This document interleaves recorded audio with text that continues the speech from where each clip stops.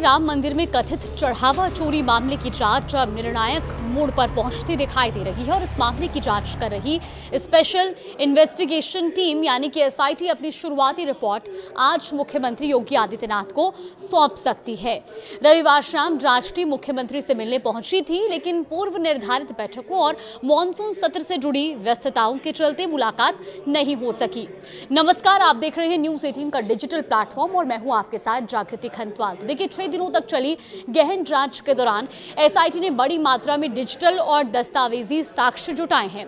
जांच से जुड़ा पूरा डेटा 7 पेन ड्राइव में सुरक्षित किया गया है और सूत्रों के मुताबिक जांच के दौरान करीब 150 संदिग्ध लोगों के नाम सामने आए हैं, जिनमें से लगभग 25 लोगों पर कार्रवाई की संभावना जताई जा रही है। अब जिन लोगों से एसआईटी पूछताछ कर चुकी है, उन्हें अगले आदेश तक कहीं बाहर ना जाने की चेतावनी भी दी गई है और इस सूची में श्री राम जन्मभूमि तीर्थ क्षेत्र ट्रस्ट के महासचिव चंपत राय और ट्रस्टी डॉक्टर अनिल मिश्रा का नाम शामिल बताया जा रहा है। जांच के केंद्र में राम मंदिर परिसर में प्रभाव रखने वाले रामशंकर यादव उर्फ टिन्नू भी रहे हैं। एसआईटी ने उनसे लगभग हर दिन पूछताछ की और इतना ही नहीं, उनके करीबियों, रिश्तेदारों और उनसे जुड़ी संपत्तियों की भी जानकारी जुटाई गई है। अब इन 6 दिनों में जांच टीम ने सीसीटीवी फुटेज, चढ़ावे के प्रबंधन से जुड़े रिकॉर्ड, दान राशि की गिनती की प्रक्रिया, बैंक में पैसा जमा कराने के तरीके और वित्तीय लेन देन से जुड़े लगभग हर पहलू की बारीकी से पड़ताल की। जांच के 6ठे दिन टीम ने सभी आरोपियों और संदिग्धों के बैंक खातों की जानकारी भी हासिल की है और इसके बाद सभी साक्ष्य अपने साथ लेकर टीम लखनऊ रवाना हो गई। जांच का दायरा सिर्फ वर्तमान घटनाओं तक सीमित नहीं रहा है। एसआईटी ने मंदिर के दान पात्रों की धनराशि के उपयोग, कथित अनावश्यक खर्चों और भूमि खरीद से जुड़े मामलों की भी समीक्षा की और इसके लिए साल 2021 तक के रिकॉर्ड खंगाले गए और बैंक अधिकारियों से पूछताछ भी की गई। अब सूत्रों के अनुसार ट्रस्ट के महासचिव चंपत राय और ट्रस्टी डॉक्टर अनिल मिश्रा पर कार्रवाई लगभग तय मानी जा रही है और दोनों को उनके पदों से हटाए जाने की संभावनाएं भी हैं।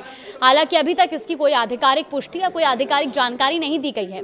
इसके अलावा राम मंदिर निर्माण के प्रभारी गोपाल राव के खिलाफ भी कार्रवाई की चर्चा है।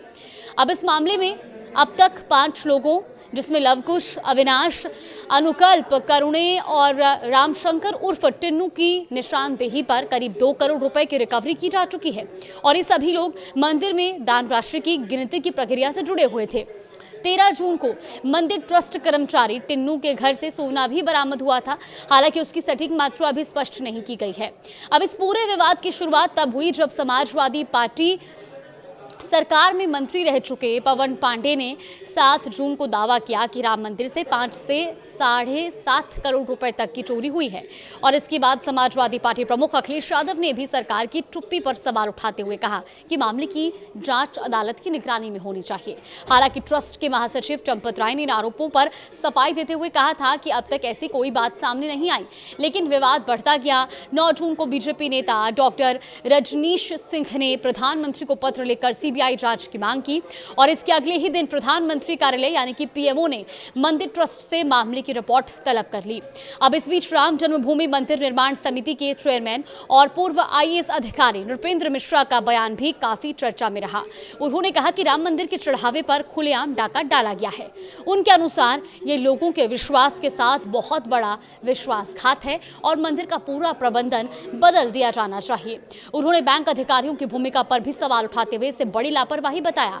अगर एसआईटी की 6 दिनों की कार्रवाई पर नजर डाले तो पहले दिन महासचिव चंपत राय, आमंत्रित सदस्य गोपाल राव और संदिग्ध कर्मचारियों से करीब 6 घंटे पूछताछ की गई। दूसरे दिन चंपत राय और गोपाल राव से 4 घंटे तक सवाल जवाब हुए। इसके बाद तीसरे दिन बैंक अधिकारियों और नोटों की गिनती करने वाली निजी एजेंसी के प्रतिनिधियों से पूछताछ की गई। चौथे दिन ट्रस्टी डॉक्टर अनिल मिश्रा से लगभग 4 घंटे तक दान राशि की गिनती, रखरखाव और बैंक में जमा करने की प्रक्रिया को लेकर सवाल पूछे गए और इसी दिन टिन्नू यादव से भी पूछताछ कर जवाबों का क्रॉस वेरिफिकेशन किया गया। 5वें दिन चंपत राय, डॉक्टर अनिल मिश्रा और गोपाल राव से अलग अलग पूछताछ हुई, जबकि स्टेट बैंक के शाखा प्रबंधक और कैशियर से भी जानकारी ली गई है। इसके बाद अगले दिन सभी संदिग्धों और आरोपियों के बैंक खातों की जांच पूरी कर टीम सभी सबूतों के साथ लखनऊ लौट गई। अब सभी की नजरें एसआईटी की शुरुआती रिपोर्ट पर टिकी है, क्योंकि इस रिपोर्ट के आधार पर आगे की कार्रवाई और संभावित जिम्मेदार लोगों के खिलाफ फैसले लिए जा सकते हैं। फिलहाल इस पर हमारी भी नजरें बनी हुई है। कोई भी अपडेट आएगा तो आप तक जरूर साझा करेंगे।